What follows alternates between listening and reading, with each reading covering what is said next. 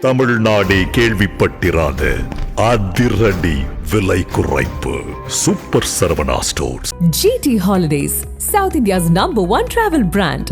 You know you are special when you're with GT Holidays.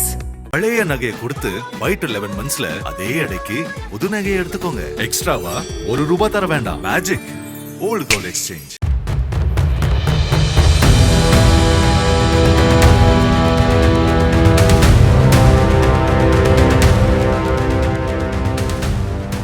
Trichy மாவட்டம் பீமநகர் அருகே உள்ள கீழத்திருவை சேர்ந்தவர் தாமரை செல்வன். 24 வயதான இவர் ரியல் எஸ்டேட் தொழில் செய்து வருகிறார். இந்நிலையில் இன்று காலை தாமரை செல்வன் தனது வீட்டிலிருந்து மார்சிங்பேடை பகுதி வழியாக இருசக்கர வாகனத்தில் வேலைக்கு சென்றுள்ளார். அப்போது அங்கு 2 இருசக்கர வாகனத்தில் வந்த 5 பேர் கொண்ட கும்பல் தாமரை செல்வனின் இருசக்கர வாகனத்தை திடீரென வழிமறித்து மோதியுள்ளனர்.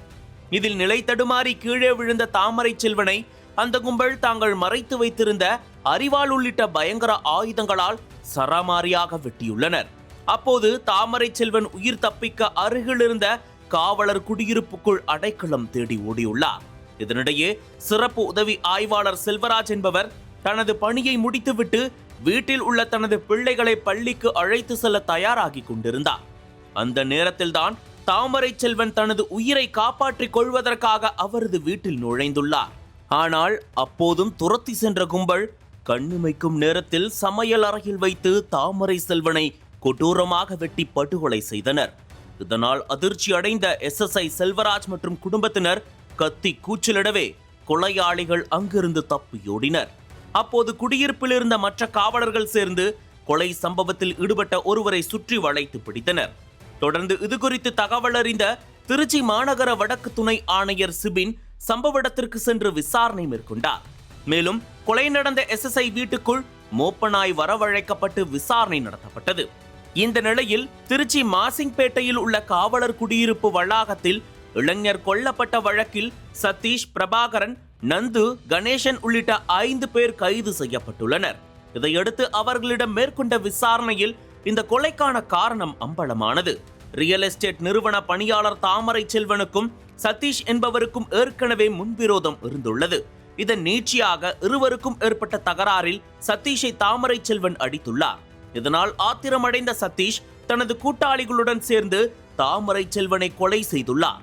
இதனிடையே சிறப்பு SI வீட்டுக்குள் புகுந்த கும்பல் அங்கு தஞ்சம் அடைந்திருந்த இளைஞரை வெட்டி கொன்ற சம்பவம் திருச்சியில் மிகப்பெரிய அதிர்வலைகளை ஏற்படுத்தியுள்ளது.